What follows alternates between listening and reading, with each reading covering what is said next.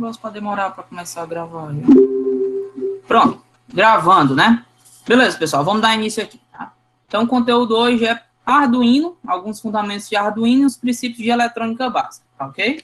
Então, vamos iniciar aqui com o nosso entendimento.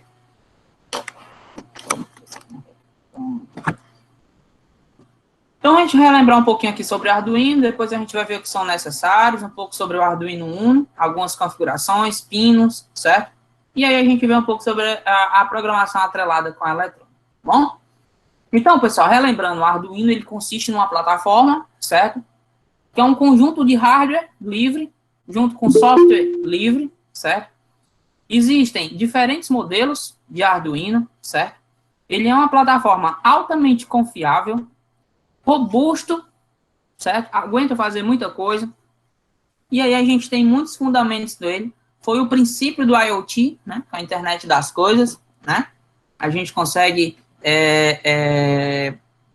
atrelar o início do Arduino com o início da fundamentação de IoT, né?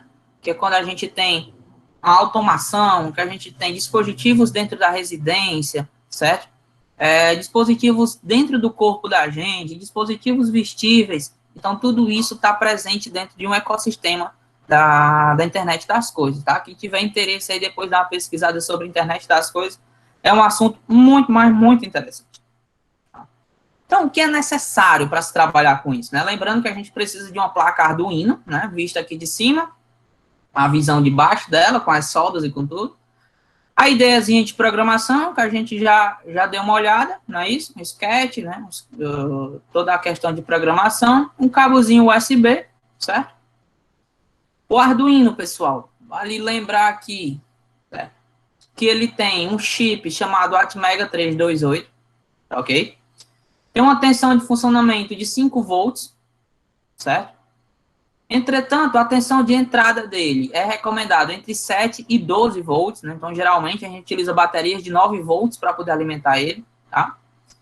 E tem um limite de até 20, antes de queimar tudo, né? Na placa Arduino Uno, a gente tem 14 pinos digitais. A gente vai ter uma aula sobre pinos digitais e analógicos, certo? Dos quais 6 oferecem PWM. Esse carazinho aqui a gente também vai dar uma olhadinha, se der tempo, sobre PWM, né, Power Read Modulation, né, que é diretamente ligado com motores, modulação de motores. A gente tem 6 pinos analógicos, que esses pinos analógicos são utilizados para sensores, né, sensor de presença, de umidade, de temperatura, de um monte de coisa. Tá? A gente tem um pouco sobre a corrente, a gente vai já ver o conceito de corrente, de tensão, essas coisas, tá? A gente tem aqui uma tensão de entrada e de saída de 40 mA, né? Vai ver também o que é um ampere, que é a unidade de medida de uma corrente, tá ok? A memória desse carinha aqui é de 32 KB, né? Ou seja, pequeniníssima, muito pequena, né? Porém, já consegue gravar todas as informações necessárias. Ele tem uma memóriazinha RAM de 2 KB dentro do próprio Atmega e tem uma memóriazinha de gravação EPROM também de 1K, né? Dentro do chip Atmega. A velocidade de clock dele, né, a velocidade de processamento é de 16 MHz. Para a gente ter uma ideia, um processador de um computador, ele trabalha, em média, certo? A uma velocidade de, por exemplo, 2,5 GHz, certo? Então, você pega esse 16 MHz aqui, multiplica por 100 mil e talvez dê lá a mesma possibilidade. Então, são as unidades de medidas aqui, que vocês já viram isso em disciplinas anteriores, tá? Só para a gente fazer um comparativo, enquanto um processador processa a 2,5 GHz, 3 GHz, né? Lembrando que Hertz é a unidade de medida para frequência, tá, pessoal? Isso aqui também é muito importante para o estudo de física de vocês. Lembre-se sempre do Hertz, né?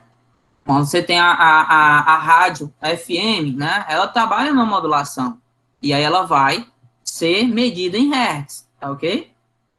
Então, é muito interessante esses quesitos. Então, isso aqui são as características do Arduino Uno, tá bom?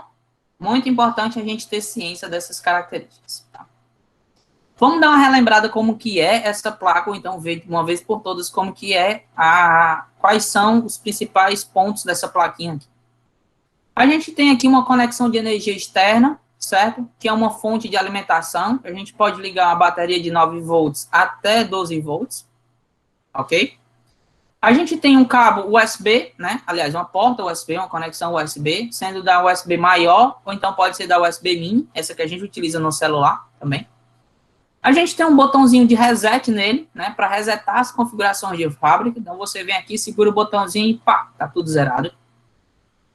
Aqui é o grande cara do negócio, né? Que é o nosso Atmega 328, é um chip microcontrolador, ok? Aqui eu tenho as portas analógicas, pessoal, onde a gente liga os sensores, certo? Sensor de proximidade, sensor de luminosidade, sensor de presença, sensor de umidade, sensor de batimento cardíaco. Então, tudo isso a gente tem nas plataformas Arduino e a gente consegue utilizar por meio desses pinos, tá? Aqui em cima, a gente tem as portas digitais, certo? Que é onde a gente tem aqui o controle de motores, transmissão e recepção de sinais via Bluetooth. A gente pode acionar LEDs. Então, tudo isso acontece por essas portas digitais. E eu tenho aqui o chamado Terra, né? Que, na verdade, é o GND, ou então o negativo do negócio, tá bom? Eu tenho uma porta GND aqui em cima e tenho mais duas portas GND aqui embaixo. A porta GND, pessoal, ela é o negativo. Então, como vocês sabem, em todo sistema elétrico, eu sempre vou ter o meu positivo e o meu negativo. São os dois polos que a gente tem. Beleza? Tranquilo até aqui? Tranquilo. Beleza. Então, eu sempre vou ter o meu positivo e o meu negativo, certo? É importante, pessoal, que a gente entenda que a corrente, ela sempre sai do negativo com direção ao positivo, certo? Tranquilo?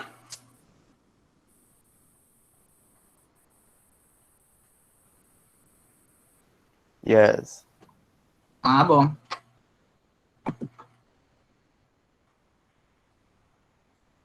Continuando aqui. Lembrando lá do nosso software de programação, a gente vai ter aqui, certo? A nossa IDE, tá? Então, aqui em cima eu tenho as ferramentas que eu posso utilizar para poder fazer a conexão com as portas COM. Eu tenho esse Verify, que ele compila a programação para ver se você não tem nenhum erro de sintaxe. Eu tenho o Upload, né? Que é esse botãozinho que a gente envia esse código aqui para dentro do microcontrolador, certo? É por meio desse botãozinho aqui, Upload, certo? Eu tenho a Sketch, né? Que a Sketch nada mais é do que o meu arquivo de programação, tá? E eu tenho aqui também o meu Serial Monitor. Ele vai me dar algumas informações da compilação, se eu quiser mostrar aqui. Então, a página, né, basicamente é essa daí para a gente trabalhar com Arduino, tá? E aí a gente chega nos nossos conceitos de eletrônica básica, tá, pessoal? Então, a primeira coisa, eletricidade. Ian, o que é eletricidade, cara? Formula aí uma boa resposta para mim, o que é eletricidade? É uma corrente elétrica? Não. A movimentação de elétrons por determinada coisa? Isso aí, meu garoto. Aqui a gente consegue perceber que eletricidade nada mais é do que o transporte de elétrons de um ponto para o outro. Aquela galera tá muito louca ali, lembra lá de química? Lembra de química do primeiro ano? Ligação covalente, essas coisas? Que o elétron, aqui os átomos eles têm que estar balanceados com a quantidade X de elétrons. Então, o que é eletricidade? É quando eu tenho um componente que está abaixo e eu tenho outro que está muito alto ali, doidão, e ele tem que mandar elétron para o cara para eles ficarem balanceados. Então, a eletricidade é isso. É a passagem disso. É um fluxo de elétrons por um material condutor. E aí, o que são esses materiais condutores? Bora lá, quem que me ajuda?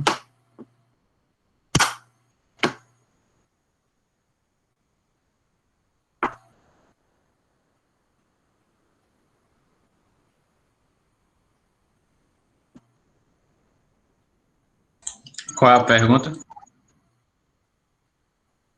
Materiais condutores de eletricidade. Metais, né? Não sei lá. Quais? Cobre. Cobre. Ferro. Quem que conduz mais? Alumínio, ferro ou cobre? Hã? É o cobre, né? Não é o cobre que é usado para fazer fios Cobre. elétricos? É o cobre. Por que, que o cobre é caro pra caramba? Porque ele é um um componente, né?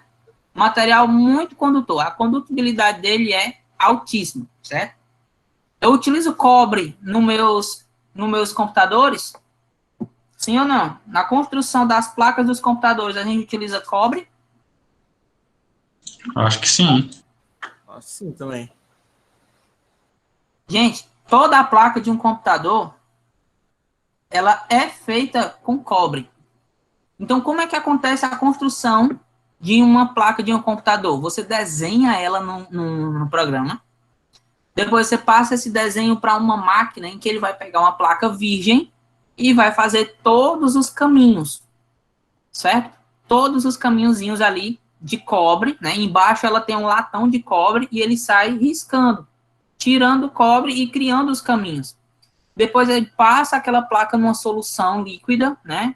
Que tem diversos componentes, e aí sim a placa do computador está pronta. Aí depois vai para o processo de soldagem dos componentes, né?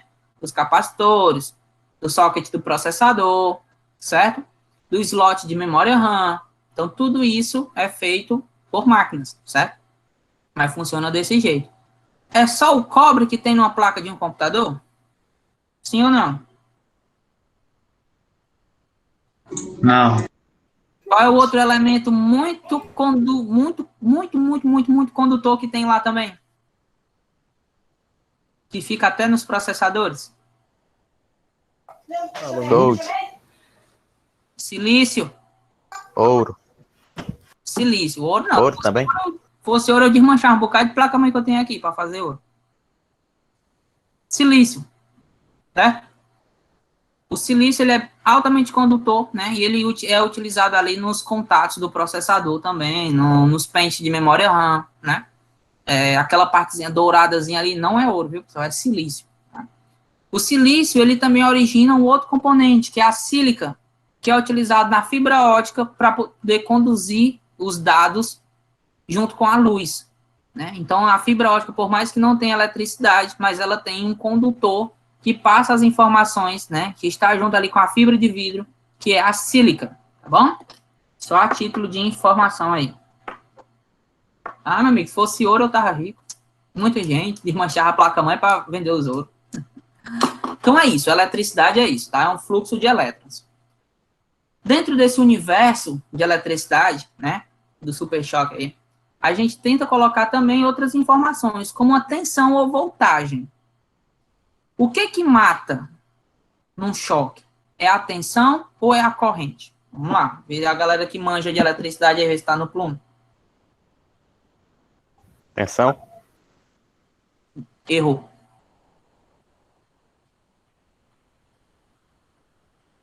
É a corrente. Sabe por quê?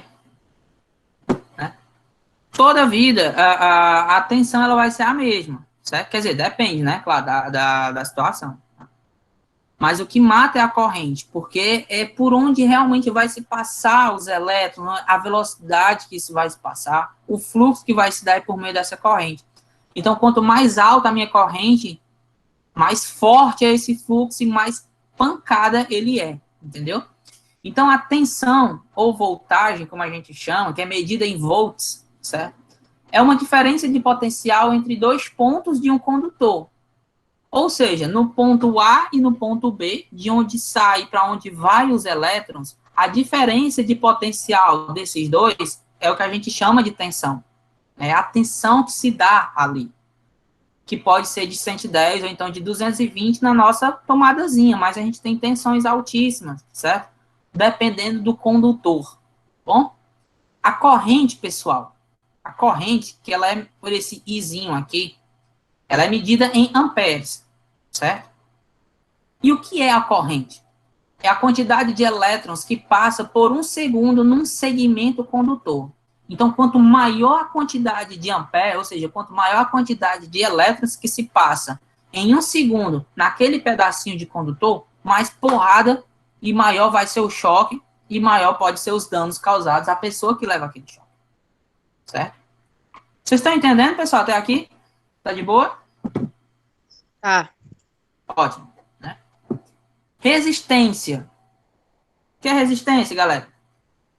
Resistência nada mais é do que algo resistível, né? O nome já diz.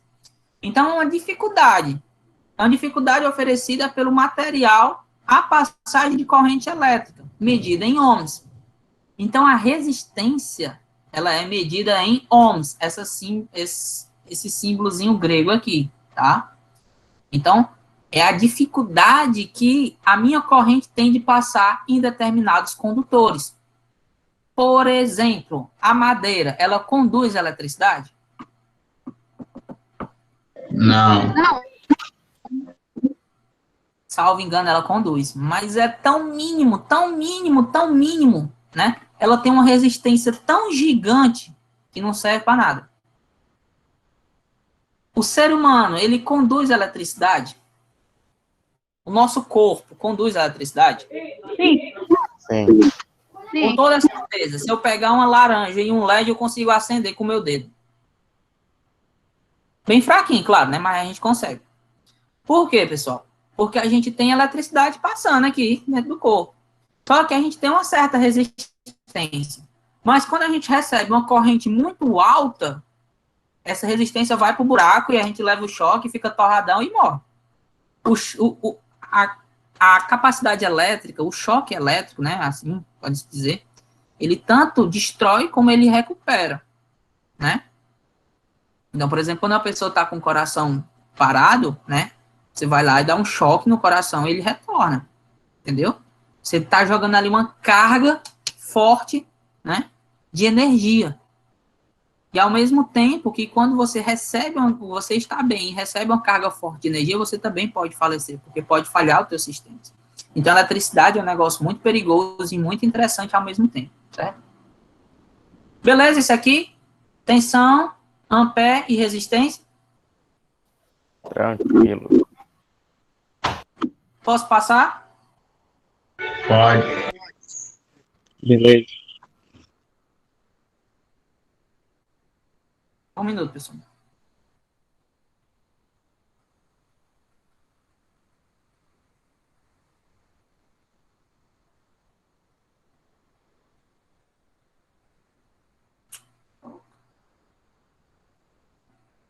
Bora. O nosso bom e velho Arduino, que é o que realmente a gente está querendo, entender aqui, certo? Ele trabalha com a tensão de 1,8, né, a 5,5. Lembra lá que o nosso Arduino Uno ele trabalha com 5 volts, mas ela vai de 1,8 até 5,5, dependendo da plaquinha do modelo do Arduino, né? Então, a intensidade da corrente máxima, certo? Ela vai ser de 50 mA para 3 volts e de 300 mA para 5 volts. Então, se eu colocar uma questãozinha na prova assim, pessoal, qual a tensão máxima que a placa Arduino Uno pode receber? Qual a intensidade de corrente máxima que ela pode receber? Qual seria a resposta, meus queridos compatriotas?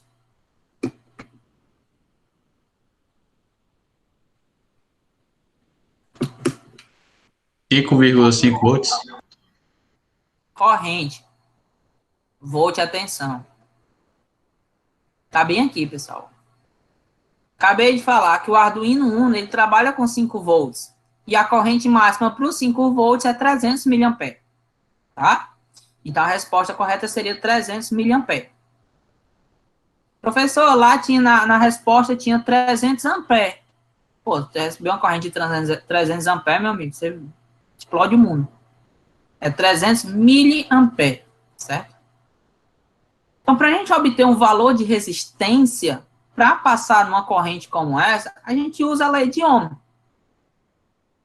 E aí a gente chega nesse carinha aqui, ó. Certo? Isso aqui, pessoal, nada mais é do que um circuito básico. Isso aqui é o circuito básico dos básicos para a gente entender resistência. Observem que aqui eu tenho um negativo e tenho um positivo. O que isso significa? Que eu tenho uma bateria. Ok? Então, aqui eu tenho uma bateriazinha. Onde eu tenho um positivo e um negativo, eu tenho uma bateria. Certo? Bateria do celular de vocês tem positivo e tem negativo. Bateria do carro tem positivo, tem negativo. Tensão que passa no poste, positivo, e tem o aterramento também, que é o negativo. Então, todo circuito tem positivo e negativo.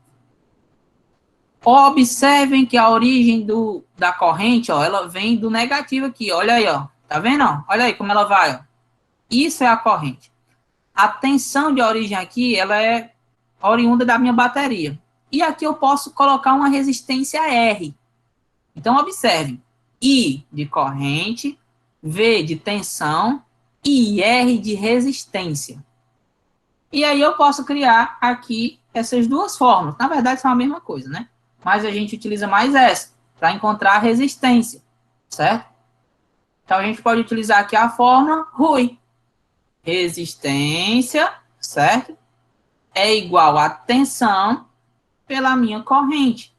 E aí eu consigo encontrar isso molezinho. Certo? Vamos fazer um exemplozão aqui para a gente poder tentar enxergar. Certo? Vocês estão acompanhando, pessoal, até aqui? Sim. Sim. É, né?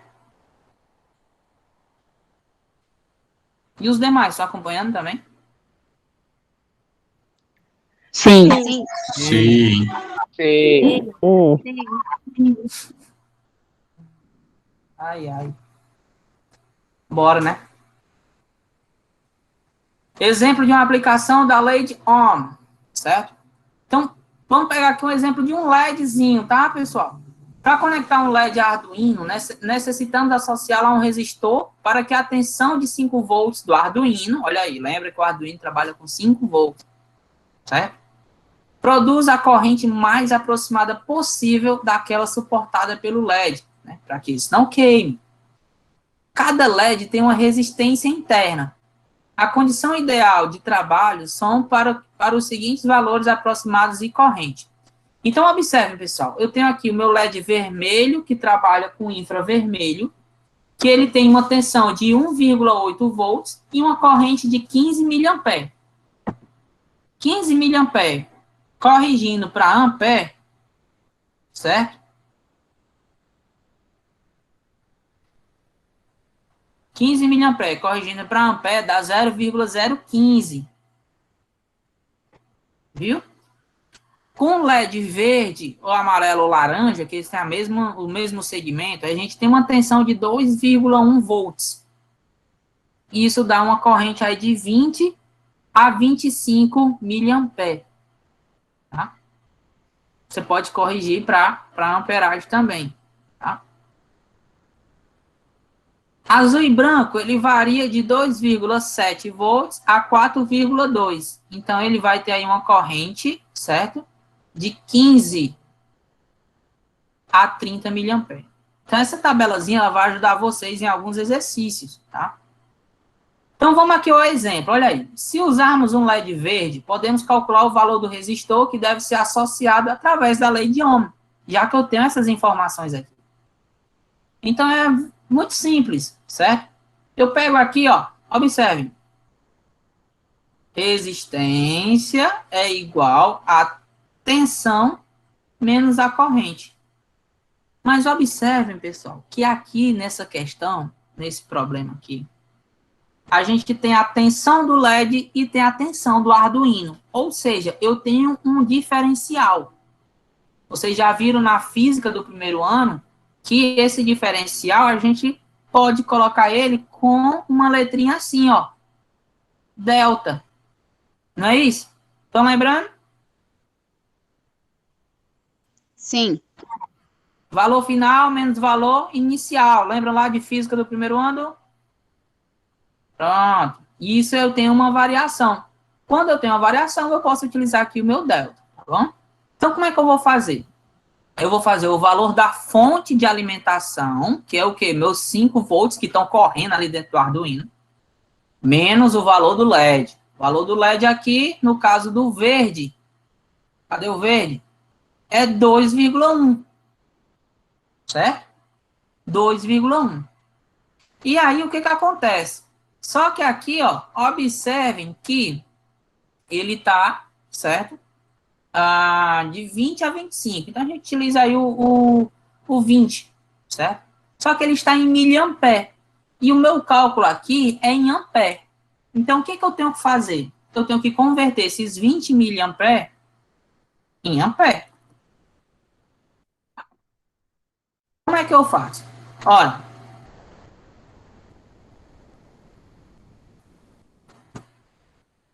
você pega o valor aqui, certo, da corrente e divide por 1000. Simples assim, tá? Então, se a minha corrente aqui ela é 20 miliampere, para eu transformar em ampere, eu divido por 1000. E aí, 20. Ixi, Maria. Corta aqui, 0,02. Olha aqui, 0,02 ampere. E aí eu faço o cálculo simples assim, né? Então, vamos lá, 5 menos 2,1, eu vou ter 2,9 dividido por 0,02. Então, eu vou ter aí um resistor, certo? De 145 ohms. Essa vai ser a minha resistência, certo? Isso é a resistência que eu tenho que ter no meu circuito para que o LED não queime. Galera, vocês entenderam esse exemplo? Mais ou menos. Pois agora vocês vão tentar fazer ele com o LED vermelho, de infravermelho, tá? Vou dar 2 minutinhos para vocês tentar fazer. Utiliza a fórmula aqui, faz o mesmo procedimento, tá? 2 minutinhos contando de agora. Pode fazer aí no caderno.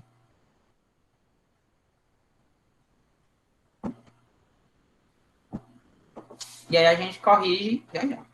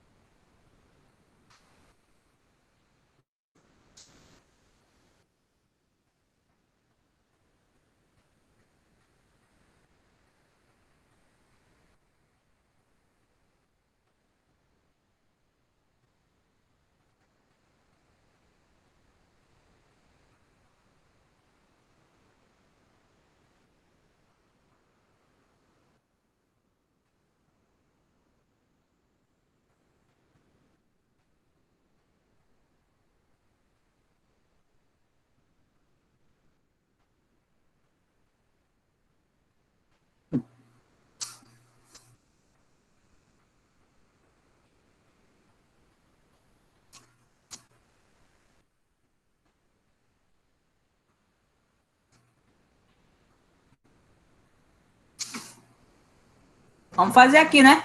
Para ver se dá certo, né? Já terminaram? Foi 2 minutinhos, tá? Vamos fazer aqui, vamos pegar aqui uma...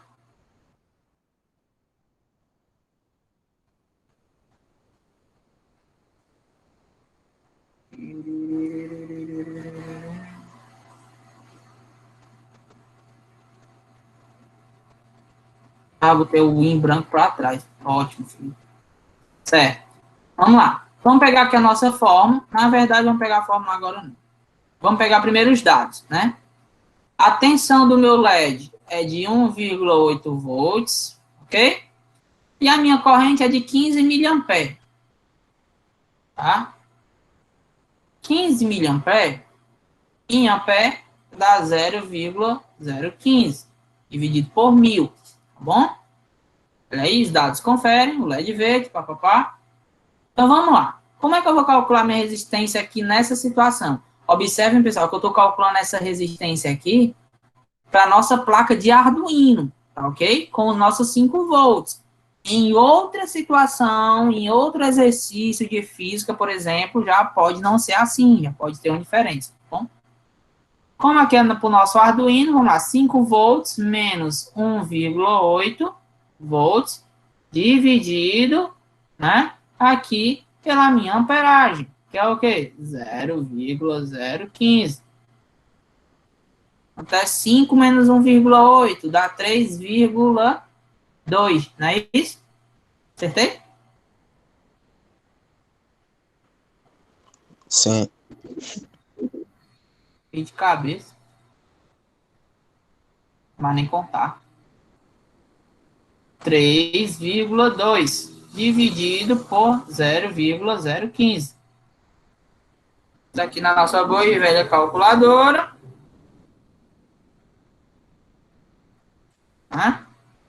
3,2 dividido por 0,015. Então, aqui eu vou ter, em média, né, um resistor de 200, né, e 13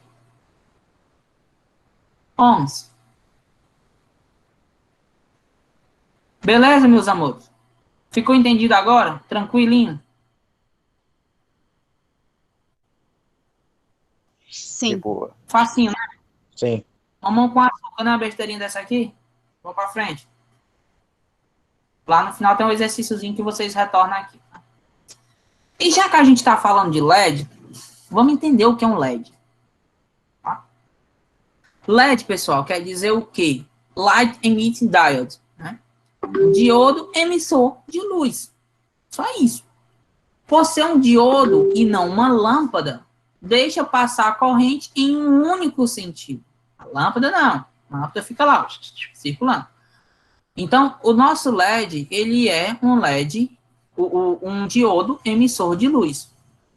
Né? Então, outro nome para um LED seria diodo. Tá?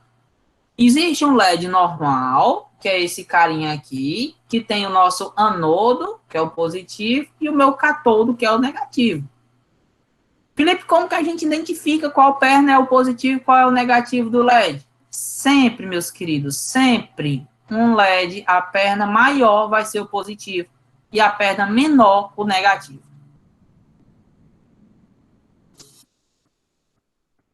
Deu para entender aí? Sim. Show de bola. Além do LED normal, certo? A gente tem um LED RGB, certo? O LED RGB, Red, Green, Red, Green e Blue, certo? Que são as 3 cores primárias, tá? Então, a partir dessas 3 cores, eu consigo formular qualquer cor. Então, numa mesma peça, as cores vermelho, azul e verde, né? Podem alterar entre várias cores possíveis, né? Então, vai dar a sua intensidade. E, mais uma vez, observem aqui, ó. O vermelho é a perninha menor, né? Ou seja, negativo. O meu anodo principal, o meu positivo, sempre vai ser a perna maior. O meu verde é a perna intermediária, que é negativo, certo? E o meu azul também é negativo. Então, nesse LED aqui, eu tenho uma perna positiva e 3 pernas negativas. Beleza? Então, isso é um LED. O LED, pessoal, ele teve uma tecnologia brasileira, porém, a ideia é brasileira, né? Porém, o Brasil não tinha tecnologia suficiente para produzir isso, aí foi para fora, né? Na verdade, quem me falou isso foi um professor de física uma vez. Eu não sei se ele estava mentindo, né? Mas falou, acreditei nele. Vamos pra frente. Além dos LEDs, meus amores, a gente tem os capacitores, certo? Capacitor vem da ideia de capacidade, certo? Então, é um dispositivo que é capaz de acumular cargas elétricas. Então, na nossa própria placa-mãe, se eu não tiver energia elétrica, eu tenho alguns componentes que mantêm alguma cargazinha elétrica ali funcionando, certo? E esses carinhas são os capacitores, tá? Muitas vezes eles estouram, porque eles recebem uma capacidade de energia muito maior que eles conseguem armazenar. E aí eles estouram. Quando isso acontece, a placa-mãe vai para o buraco. E aí o que você tem que fazer? Trocar esse capacitor para poder funcionar. Tá? Então você tira, remove a solda e solda novamente e volta a funcionar. Então essas cargas elétricas, né, têm um diferencial de potencial que é estabelecido nesses terminais. Observem que eles têm duas perninhas também. Ou seja, ele tem um positivo e também tem um negativo.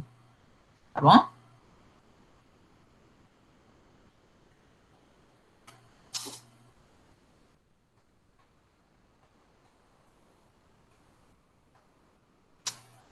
Pessoal, vocês estão entendendo?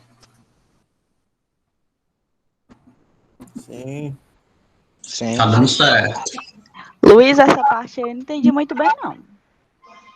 Pronto. Pode repetir? Imagina que eu seja uma placa-mãe. E eu preciso de energia, certo?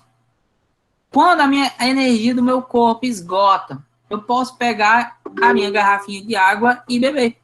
Ela anda sempre comigo, ou seja, ela tem a capacidade de armazenar energia aqui. Tá aqui água é energia. E aí eu tomo a água, eu ganho energia de novo. Então, o capacitor, ele é como se fosse isso. Um negocinho que armazena energia, certo? E ele tem, né, a principal função, certo? Mas que coisa, rapaz. Ele tem a principal função, gente, com essa questão da corrente elétrica, né? Então, ela não vai fluir pelo circuito enquanto esses capacitores, né, não estarem completamente carregados. Então, é o seguinte, imaginem que eu tenho aqui a minha corrente, certo? Tá aqui o meu izinho. E aí, ela tem que passar por esses capacitores. Se esse capacitor não estiver carregado por completo, a corrente não passa. E aí o circuito não flui. Ou se ele tiver estourado, como eu falei, certo? Explodiu, a corrente passa e vai embora e não dá continuidade. Então, o capacitor, né, é como se fosse uma reserva, certo? Ele reduz o desgaste que as grandes variações de energia, de corrente, né, passa pelo sistema. Porque é o seguinte, né? Se eu tenho aqui uma corrente gigante dessa, tá? E dá uma sobrecarga bem aqui. Todo esse fio aqui, ó, ele vai sofrer a sobrecarga. Quando eu tenho o meu capacitor, se eu boto um capacitor bem aqui, é como se fosse um interruptor, né? Brutalmente eu dizendo isso, mas é como se ele fosse um interruptor.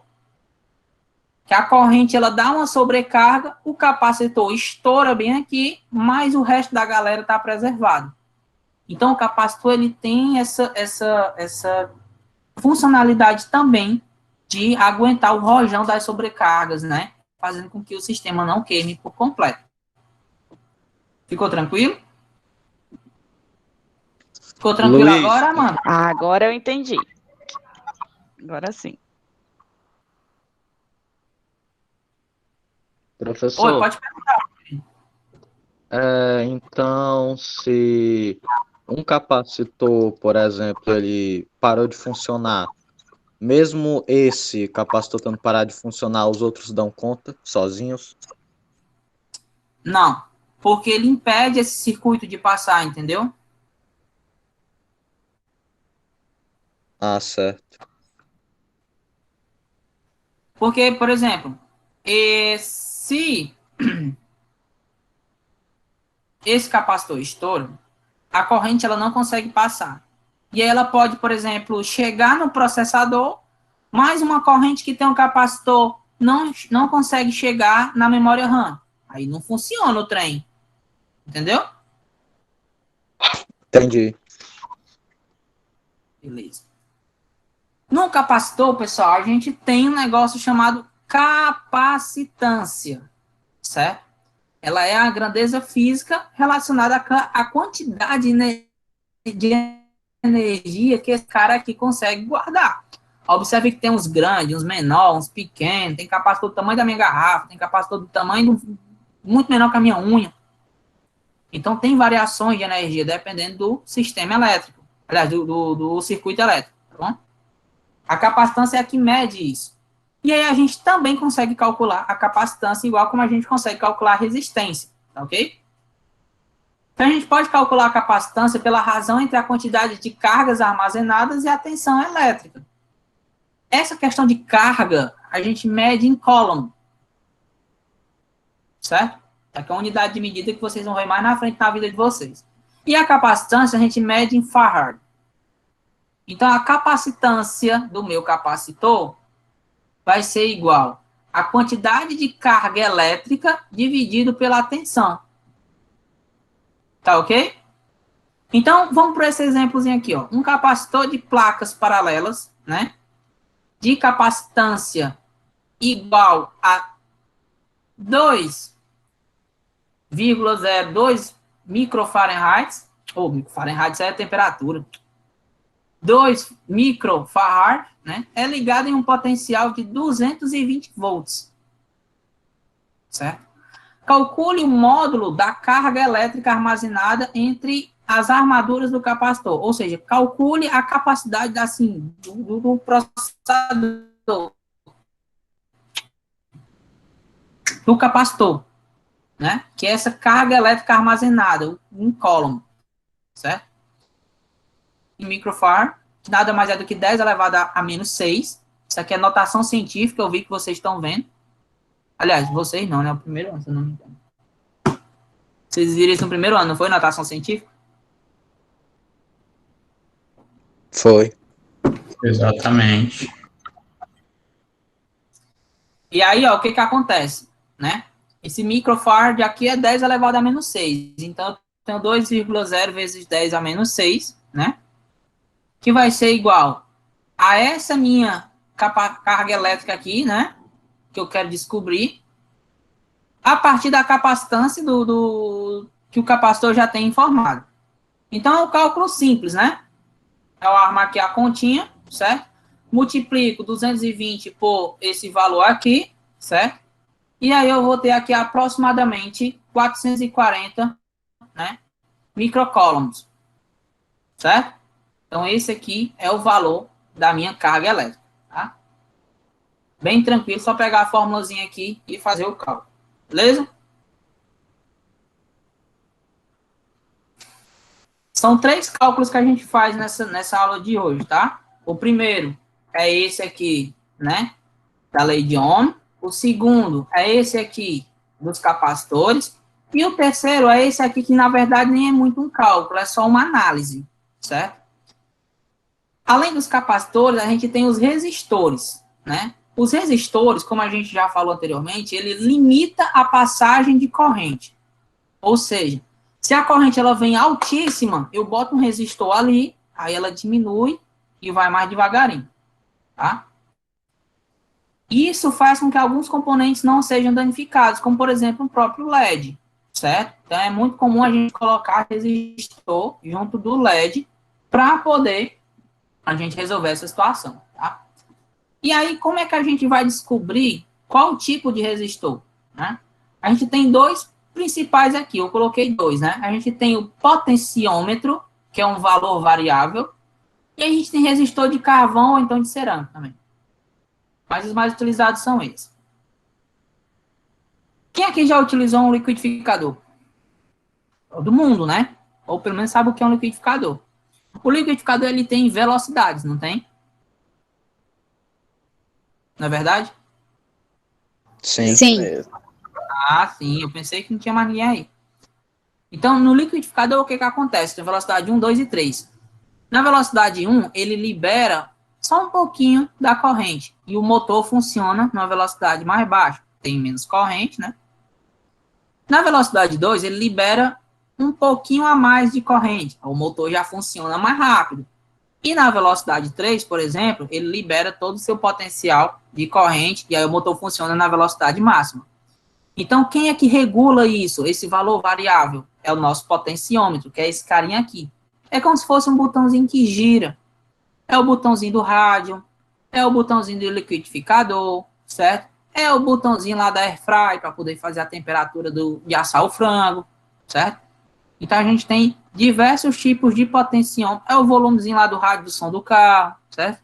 Diversos tipos de potenciômetro. E isso também é uma resistência. Bom? O resistor de carvão, pessoal, que é esse cara aqui que a gente quer trabalhar, né? Ele já é utilizado diretamente no circuito. E aí ele precisa estar de acordo, certo? Com algumas características, tá? E ter, claro, a sua capacidade aqui, tá bom?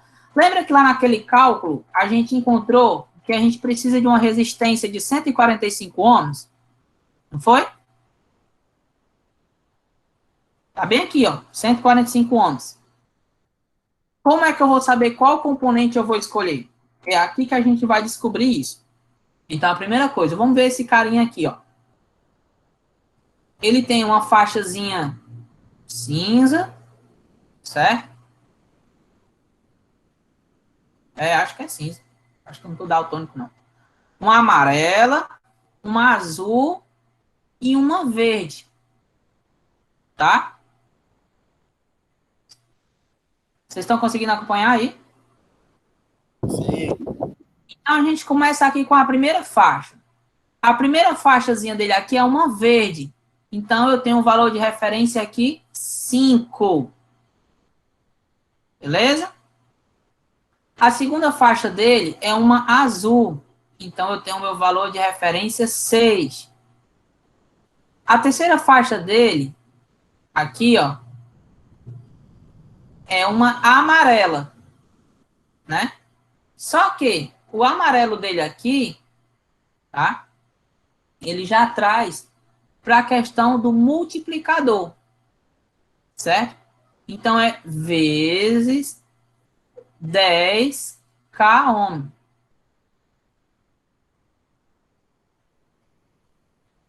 Beleza, pessoal? Sim, tá beleza. Beleza. 10K ohm, tá? E aí, aqui mais abaixo, no final dela, ó, bem aqui, eu tenho a minha tolerância. Se a gente fizer aqui o caminhozinho, olha aqui, ó. Então, a minha tolerância é de 10%, que é o prateadozinho. Então, eu multiplico 56 vezes 10K ohm, eu vou ter 560K ohms, certo? Com uma tolerância de 10%. Tá aqui a respostazinha para vocês. Tá bom? Vamos fazer o azul, para a gente fixar aqui. O meu azul aqui, a primeira faixa dele, certo? Eu vou apagar aqui esse de cima para a gente poder fazer o azul, tá bom?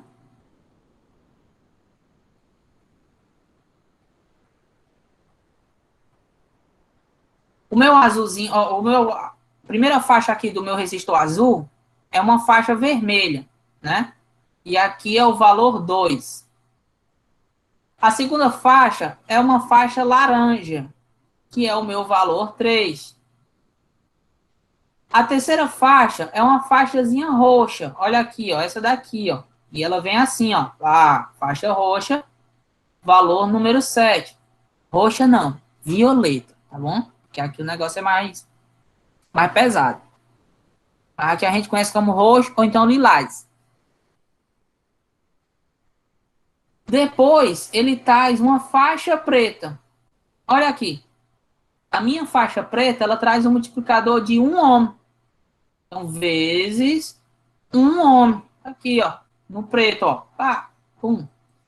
E a minha última faixazinha aqui, ela traz, né, a minha tolerância, que é o marrom, que é de 1%.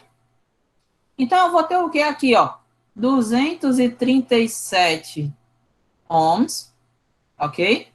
Com uma tolerância de 1%. Legal, né? Deu para entender isso aqui? Demais. Mamão com açúcar, né? Vamos lá. E o que que significa a tolerância? Oi? O que significa tolerância? É a tolerância que esse condutor aqui aguenta, né? Então, ele tem, tipo, margem de erro, saca? Então, a margem de erro aqui é de 1%, tá? A margem de erro aqui é de 10%. Então, ele vai variar de acordo aqui com a faixazinha. Aí, varia de acordo com o material, com a qualidade, tá bom? Pronto. Primeira coisa que eu quero que vocês façam agora. Lembra qual foi a resistência que a gente achou aqui? 145 ohms, não foi? Eu quero que vocês me digam quais são as cores do meu resistor para que ele tenha 145 ohms. Vocês têm 2 minutinhos para fazer aí.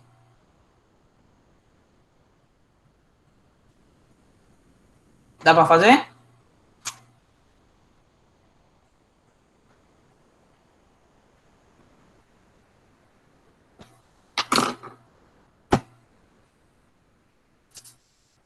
Rocha aí, galera. 2 minutinhos e já a gente resolve o resto.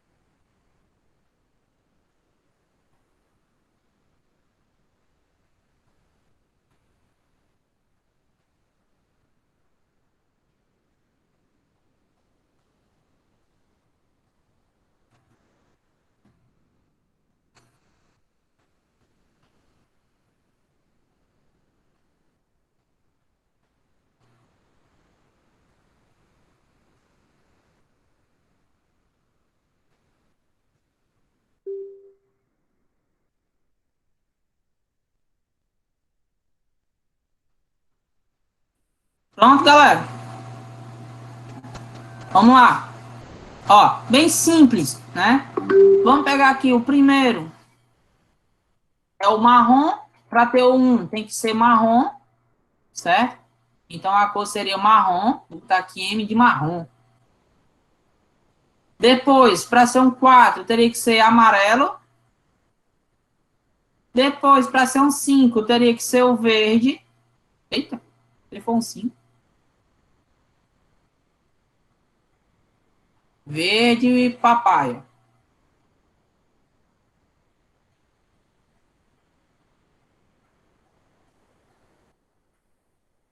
E aí, o fator multiplicador, pessoal, né? Você pode utilizar aqui ou o preto, certo? Ou então o dourado, né? Que ele varia aí com de 1 ohm, certo? O fator multiplicador dele é de 1 ohm. Então, eu posso colocar aqui ou preto ou dourado, né? E a tolerância vai ficar entre 1 a 5%. Beleza? Então, ficou aí marrom, amarelo, verde, preto ou dourado. Aí a galera acertou, ó. Ficou tranquilo. Legal, né? Vou para frente. Ó, a atividadezinha que eu coloquei para vocês, certo? Tem algumas coisinhas sobre isso, né? Então, tem algumas questõezinhas sobre o resistor, sobre a capacidade. Atividadezinha bem legalzinha, bem prática, tá bom? E era isso que a gente tinha para conversar hoje, tá bom? Beleza?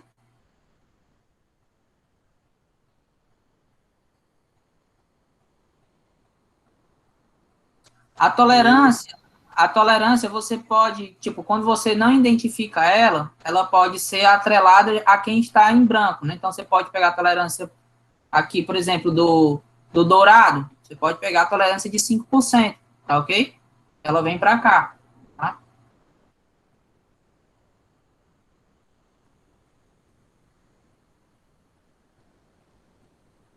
Beleza?